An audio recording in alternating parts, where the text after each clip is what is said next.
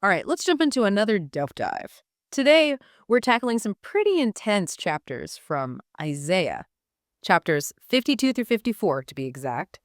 They really take us on a wild ride, from utter devastation to this mind-blowing vision of hope and restoration. Yeah, it's a powerful section, that's for sure. So, to get us started, can you kind of paint the picture for us? What's the historical context for these chapters? Where are we in the story? Okay, so imagine this, right? Jerusalem, once this bustling city, is totally in ruins. Oh, wow. It's really a bleak picture. The people are scattered. They're in exile. They're just, completely demoralized. It's the aftermath of the Babylonian conquest, right? Yeah. And the Israelites are grappling with this feeling of abandonment, like God has deserted them. Yeah, we're not exactly starting on a high note here. No, not at all. But that's what makes this shift in tone in Isaiah 52 so incredible. Yeah. It's like all of a sudden there's this call to awakening, this urgent plea for Zion, which is like a poetic name for Jerusalem to rise from the ashes. Hmm.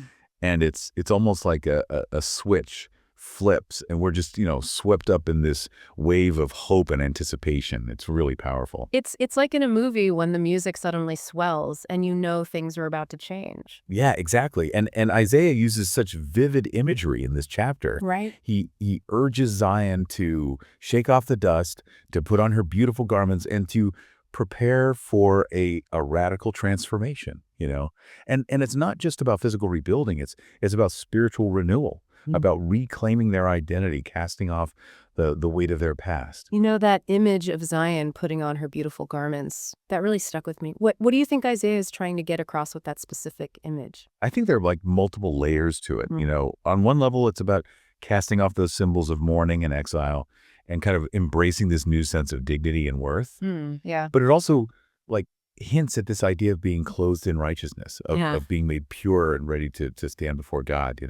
So it's both an external and an internal transformation, right? They're not just rebuilding their city, they're rebuilding their relationship with God. Exactly. And this idea of transformation is like key to understanding these chapters as a whole. Mm. It's not just about Zion's physical restoration. It's about a much deeper, more profound shift in their relationship with God and how they understand themselves. Okay, so we have this incredible image of Zion rising from the ashes. But then in the second half of chapter 52, this new character, this mysterious character enters the scene, the servant. And this figure has caused so much debate and discussion. So who is this servant and why is there so much mystery surrounding him? Well, that is the million-dollar question, right? Yeah. Isaiah describes the servant in such contrasting terms. On the one hand, he's exalted, he's lifted up, he even like sprinkles nations with his influence. Wow. I mean, it's pretty amazing imagery. And some scholars think this is a reference to Cyrus the Great, the Persian king who allowed the Israelites to return to Jerusalem. But others see it as pointing to a messianic figure, someone who will ultimately bring about God's kingdom on earth. So right off the bat, we have this tension between historical and theological interpretation. Exactly. And that tension kind of continues throughout these chapters. But one thing is clear. The servant is like this pivotal figure. And Isaiah devotes an entire chapter 53, to exploring his suffering. And that's where things get really, really interesting and for many quite difficult to grapple with. Yeah, you're telling me chapter 53 takes this sharp turn. Instead of triumph and victory, we get this incredibly raw and visceral portrayal of the servant's suffering. He's described as despised and rejected, bearing the weight of other people's pain and sin. It's heavy stuff. It really is. Yeah. And what's striking about this chapter is just the sheer depth and intensity of the servant's suffering. He's not just enduring physical pain. He's taking on the emotional and spiritual burdens of others. He's pierced for our offenses, crushed for our wrongdoings. These lines are so powerful. He was wounded for our transgressions. He was bruised for our iniquities. They just hit you in the gut, don't they? Yeah, they do. And they raise some really, really profound questions. Why would a righteous servant be subjected to such torment? What purpose does this suffering serve? How does this fit into our understanding of God's justice and mercy? These are questions that have echoed through centuries of theological and philosophical thought. Absolutely.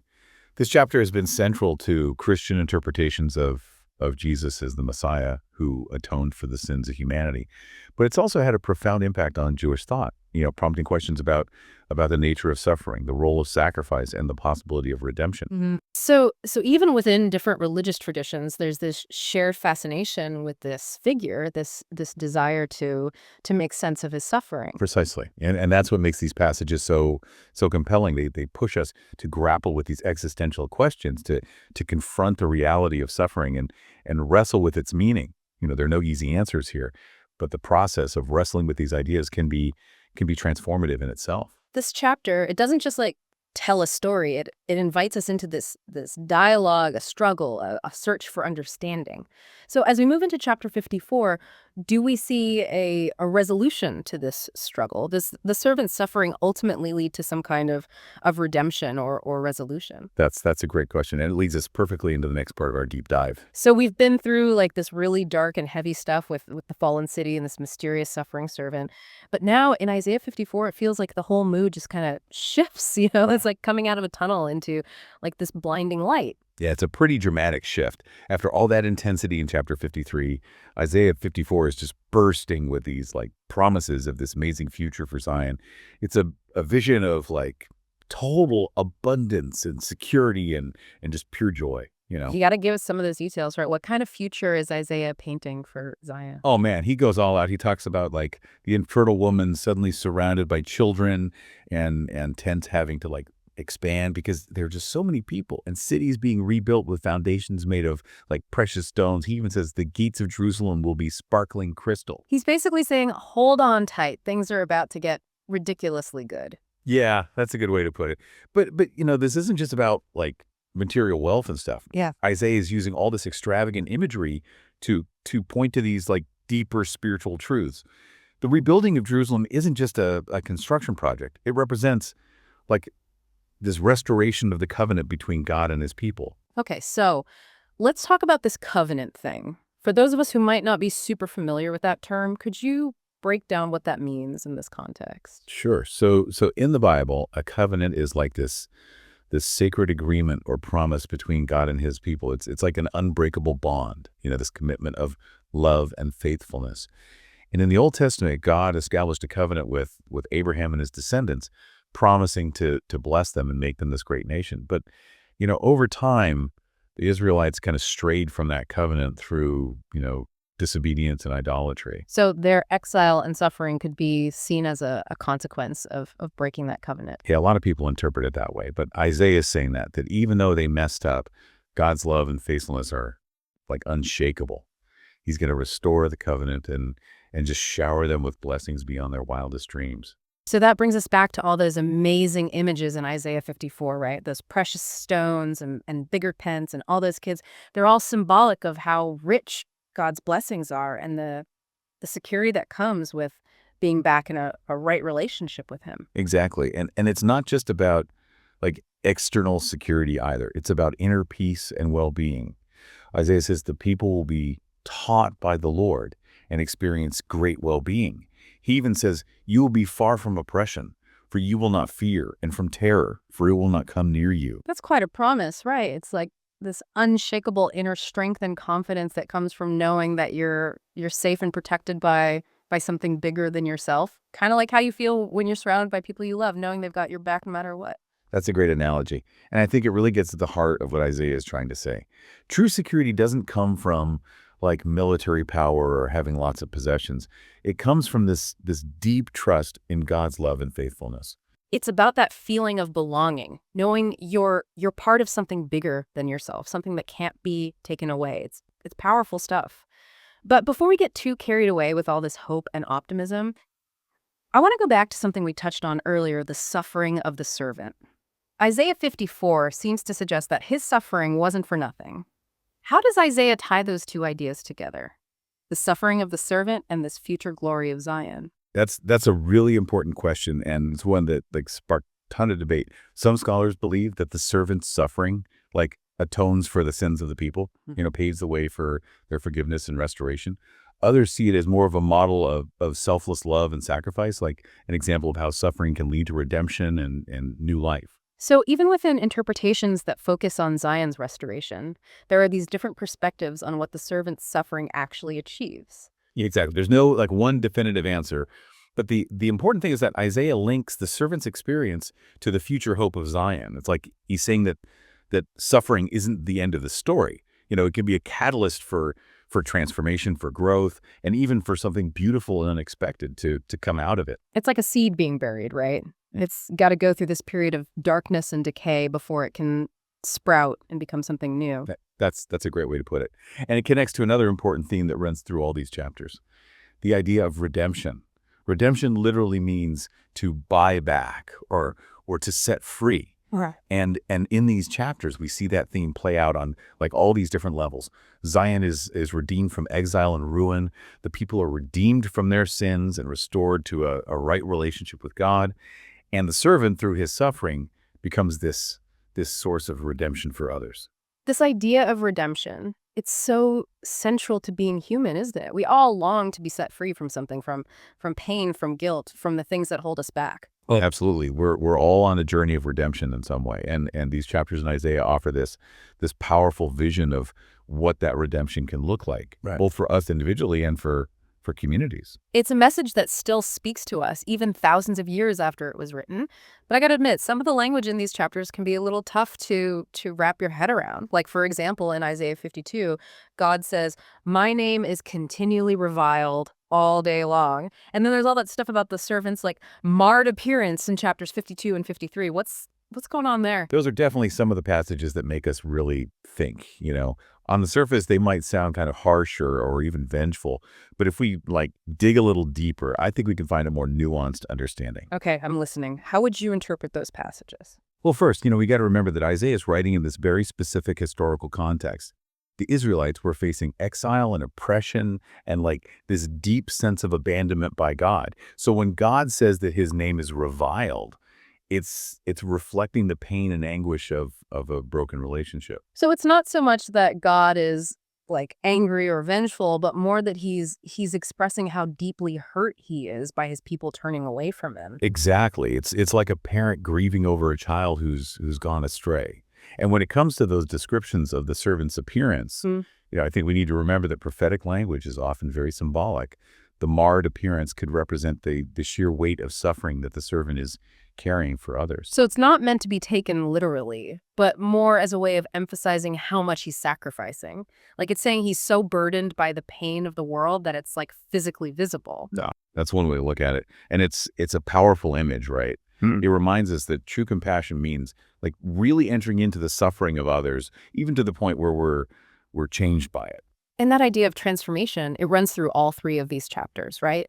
We see Zion transform from ruins to glory.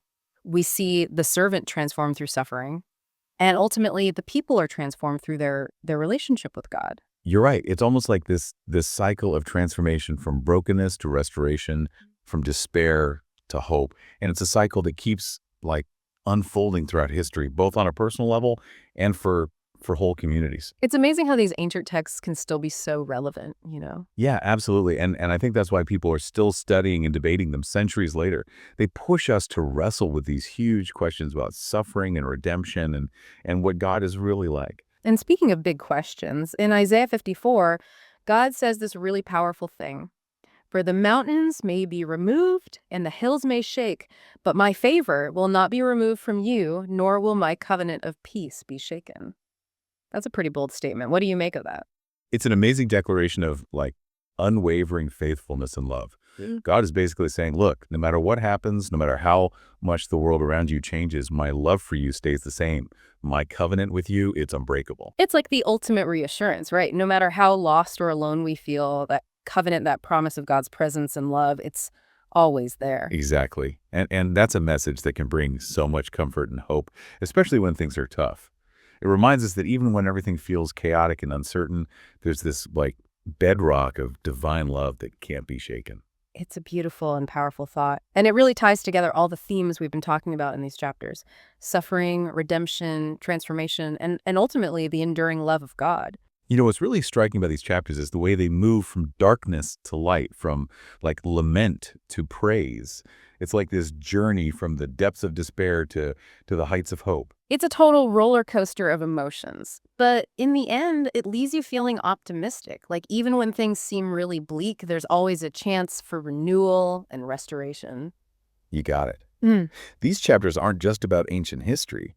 They offer this timeless message of hope and resilience that still speaks to people all over the world centuries later. And that's something we can all hold on to no matter what we believe or what we're going through, right? It's comforting to know that even when things are tough, there's this force for good at work in the world, a promise of something better on the horizon. I couldn't agree more. And that's the power of these prophetic writings. They don't just tell us what happened in the past, they point us towards this future filled with hope and possibility. As we've been talking about these chapters from Isaiah, I can't help but notice just how beautiful and powerful his language is, the way he uses these like vivid images and metaphors to get these deep spiritual truths across. It's almost like he's painting with words. It's true. His use of imagery is it's masterful. And what's so remarkable is how he brings together both personal and communal experiences. You have this really intimate look at suffering and longing, but it's always tied to this larger vision of restoration and renewal for the whole community. Mm. It's not just about like individual salvation, it's about transforming society, about establishing justice and righteousness in the world. It's like he's saying, "Hey, your pain matters, but it's also part of this bigger story, a story of hope and healing for everyone." Yeah, exactly. And that message is just as relevant today, right? We live in a world where there's so much suffering, so much division and brokenness. But these chapters in Isaiah, they offers a glimpse of a different reality, a reality where wounds are healed and relationships are restored and justice actually prevails. It's a vision that can inspire us to work for a better world, to be l- agents of healing and reconciliation in our own communities. Absolutely. These texts, they aren't just meant to be read and admired. They're meant to challenge us, to call us to action. They invite us to ask ourselves, okay, what role can I play in making this vision of restoration and renewal a reality? How can I be a source of hope and healing in a world that so clearly needs it? Those are really powerful questions that we could all benefit from asking ourselves. And I think that's a perfect place to wrap things up. We've journeyed from despair to hope. We've encountered this mysterious figure who bore the suffering of others, and we've caught a glimpse of this future of incredible transformation. It's been quite a journey for sure. If you could ask Isaiah one question about the servant or the future he describes, what would you ask him? Oh wow, that's a tough one. There's so much I'd want to know. But maybe I'd just ask him, what gives you hope? What sustains you in the face of all this suffering and uncertainty? Because I think that's something we're all wrestling with in some way or another. That's a beautiful question. And I think it's one that Isaiah would be happy to answer. After all, these chapters are ultimately a testament to the power of hope, to the enduring nature of God's love, and to the very real possibility of transformation, even in the darkest of times. Well said. So, to all our listeners out there, as you go about your day, let those ideas kind of simmer in your mind. What sparked your curiosity during this deep dive? Where does your own search for meaning and hope take you? Keep exploring, keep asking questions, and keep the conversation going. Until next time, happy diving.